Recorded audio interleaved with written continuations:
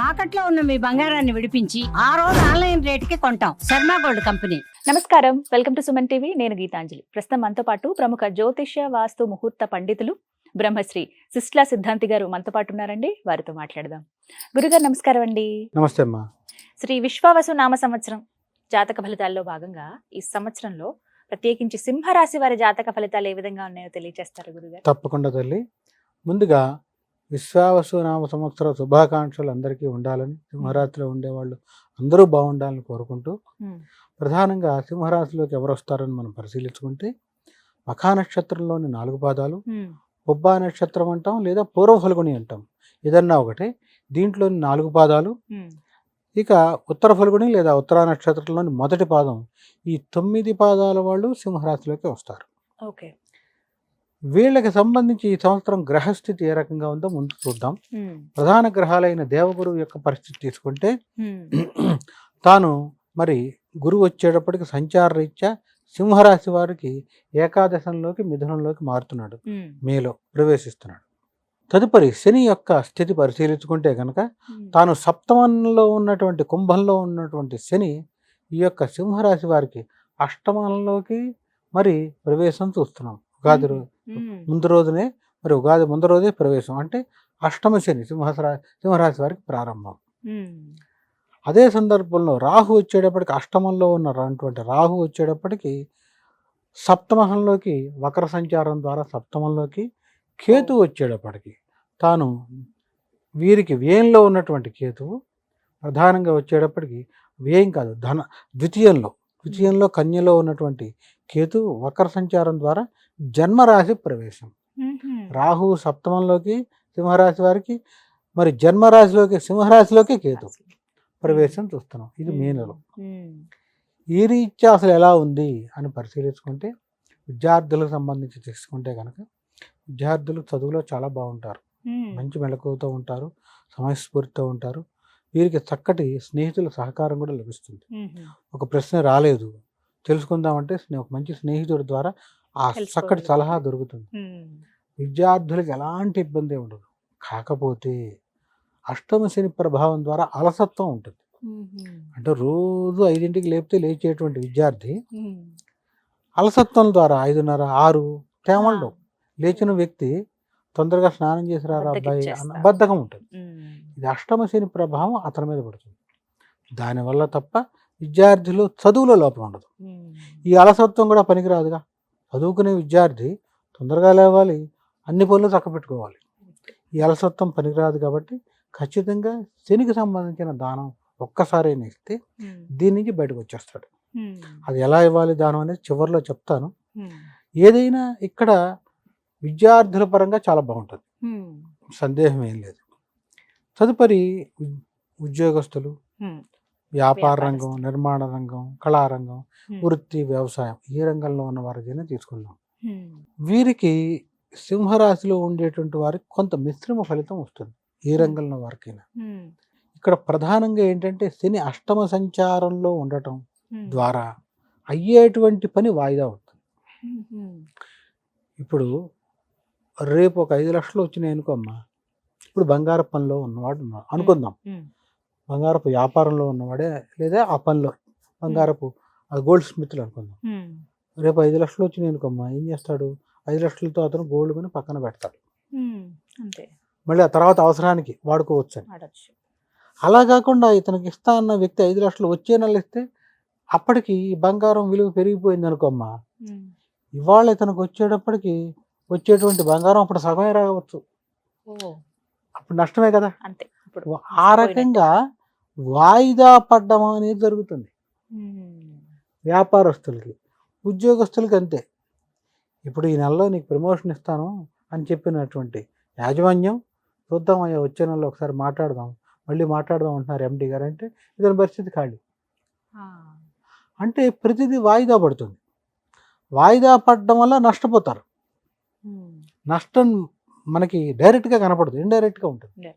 అష్టమ శని ప్రభావంతో నష్టం జరుగుతుంది. ఆ నష్ట ప్రభావం డైరెక్ట్గా కాకపోయినా ఇండైరెక్ట్గా ఖచ్చితంగా ఉంటుంది. ఓ వ్యాపారస్తుడికి 5 లక్షలు వస్తుంది, ఏదో వ్యాపారం కిరాణా వ్యాపారం అనుకున్నా, 10 లక్షలకి 10 లక్షలు సరుకు తెచ్చి రెడీగా పెట్టుకుంటాడు. వచ్చే నెలలో అది పెరిగినా ఇతనికి లాభం, అది పెరిగిన రేటుకి అమ్ముకుంటాడు. ఆ 25 లక్షలు ఎప్పుడైతే ఆగిపోయినాయో వచ్చే నెల కొనాలంటే ఇతనికి భారమే.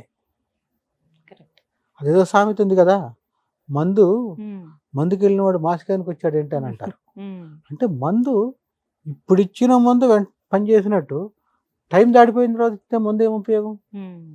అట్లా అష్టమి శని ప్రభావం సింహరాశి వారి మీద మరీ ముఖ్యంగా ఉద్యోగస్తులు వ్యాపారస్తుల మీద బాగా ఉంటుంది, వృత్తి వ్యవసాయం మీద. ఇంకొక చిన్నది ఏంటంటే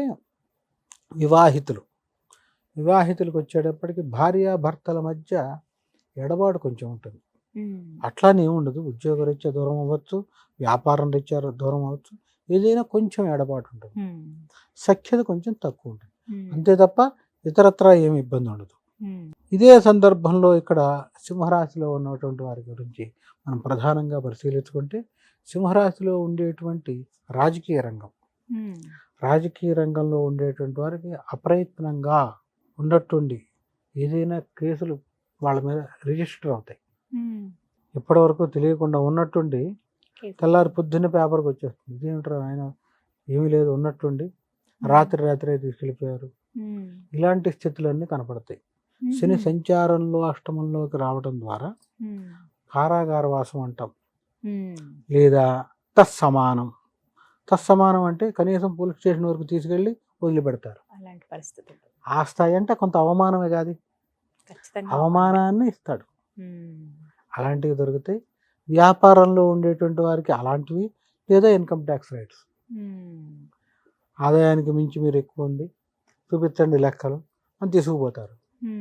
ఇలాంటి చిత్ర విచిత్రాలు దొరుకుతాయి సింహరాశిలో. ఎందుకని?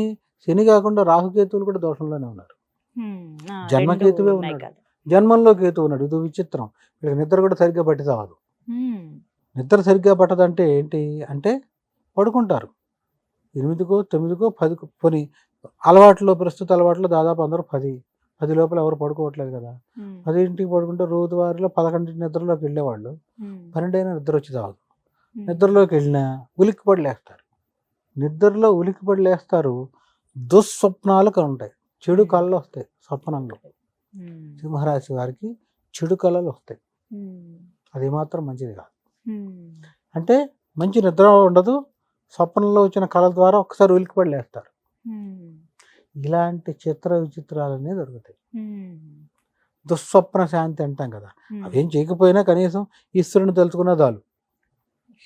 ఇలా ఈ సింహరాశిలో ఉండేటువంటి వారందరికీ కూడా ఈ ఇబ్బందులు. రాజకీయ రంగంలో ఉండేటువంటి వారికి అప్పటి వరకు ఏదో పదవి ఏదో ఉన్నటువంటి పుట్టుకొని పోతుంది. పదవి పోవటమా, పదవి పోయేటట్టుగా అవమానంగా చేయడం ద్వారా అతనే దిగిపోవటమా. నా కింద అధికారి నా మాట వినకపోతే నేను ఎందుకమ్మా పదవిలో, ఇది తట్టుకోలేక అతనే తప్పుకుంటాడు.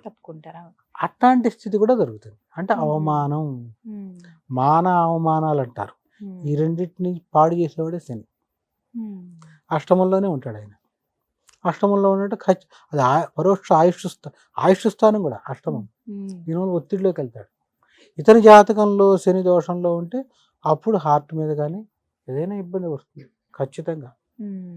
ఇది సింహరాశిలో ఉండేటువంటి ఇబ్బంది. ఎందుకంటే సింహరాశిలో దాదాపు గురుబలం తప్ప గోచారంలో మిగిలిన గ్రహాల బలమే లేదు. ఎప్పుడు ఏం చేయాలి, అసలు ఏం పరిహారం ఏం చేసుకో కదా. మరి ఏం చేస్తే వీళ్ళు బయటకు వస్తారు? నేను చెప్పేటువంటి పరిహారం అంటే, మీకు ప్రస్తుతం శని మహర్దశ కానీ అంతర్దశ కానీ శని జరుగుతూ ఉంటే ఖచ్చితంగా నేను చెప్పేటువంటి నియమం పాటిస్తూ ఉంటే గనక ఆర్థికంగా శక్తి ఉన్న వాళ్ళు హోమాలు చేయించుకుంటారు.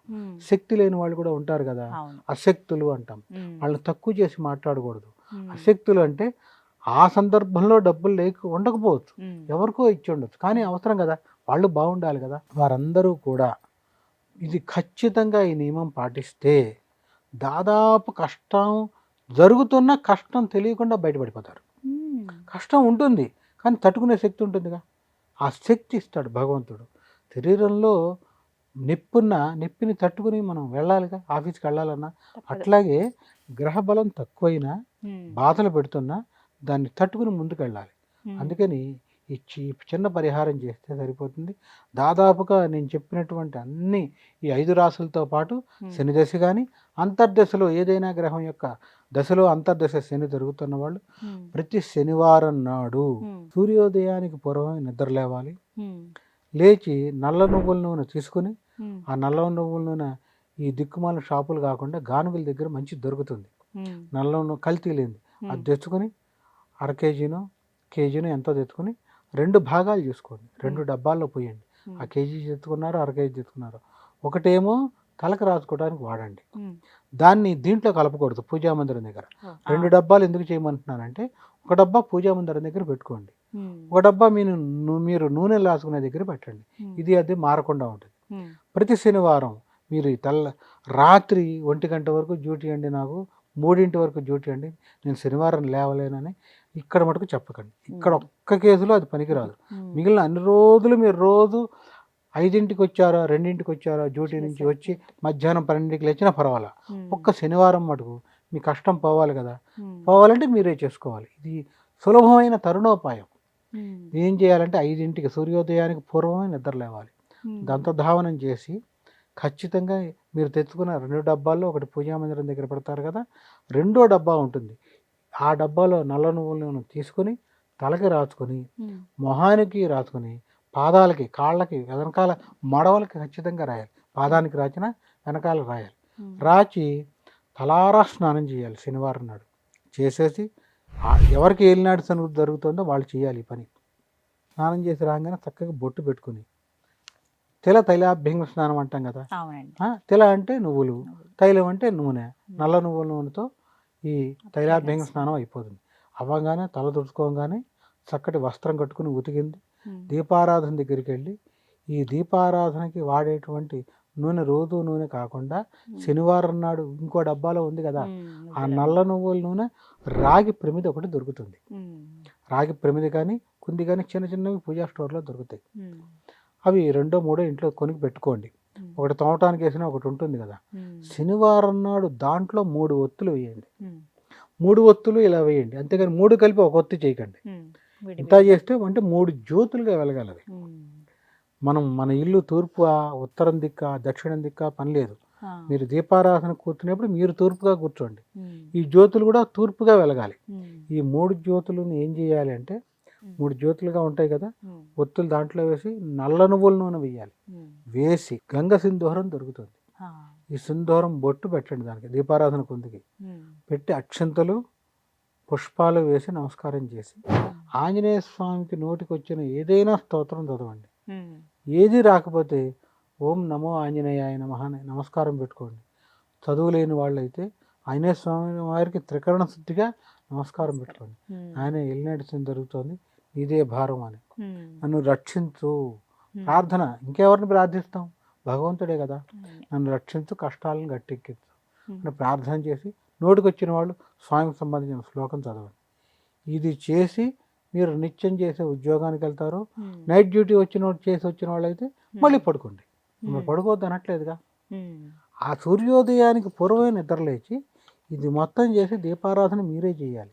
ప్రతిరోజు మీ భార్య చేస్తున్నా వెళ్ళినట్టు మీకు దొరుకుతుంది, భార్యకి దొరుకుతుంటే భార్య చేయాల్సిందే, చెయ్యాలి. ఎంత లేట్ అయినా కూడా చేయాలి. ఇది చేస్తూ శనివారం నాడు సెలవైనా కూడా, ఉద్యోగస్తుల్లో దాదాపుగా ఎక్కువ మంది శనివారం సెలవు, బయటికి వెళ్ళి ఆ పార్టీకి వెళ్ళి ఈ పార్టీకి వెళ్ళి, ఇవన్నీ పిచ్చి మాటలు.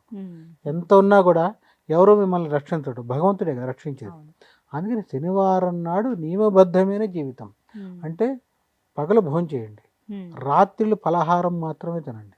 అంటే భోజనం కాదు, ఇడ్లీనో దోశ మీకు నచ్చింది తినండి, ఉప్మానో. సాధ్యమైనంత వరకు పలహారం చేస్తూ వివాహితులు బ్రహ్మచర్యం కూడా పాటించాలి. ఇలా చేస్తే శని అనుగ్రహం సంపూర్ణంగా లభిస్తుంది. ఇందులో ఎక్కడ డబ్బు ఖర్చు లేదు. నేను చెప్పిన దాంట్లో డబ్బు ఖర్చు అన్నవి చెప్తారు అయ్యగారులు అంటూ ఉంటారు కొంతమంది. ఇది డబ్బు ఖర్చు లేదు, కానీ ప్రతి శనివారం చేయాల్సిందే. ఏలినాటి శని పూర్తయ్యే వరకు, అర్ధాష్టమ శని పూర్తయ్యే వరకు, అష్టమ శని పూర్తయ్యే వరకు, శని దశ కానీ అంతర్దశ కానీ పూర్తయ్యే వరకు. శని దశ పూర్తవుతుంది ఒక పటాన 19 ఏళ్ళు, అంతర్దశ అయితే వచ్చేటప్పటికి సుమారుగా 2 ఏళ్ళు 3 ఏళ్ళు అట్లా ఉంటుంది.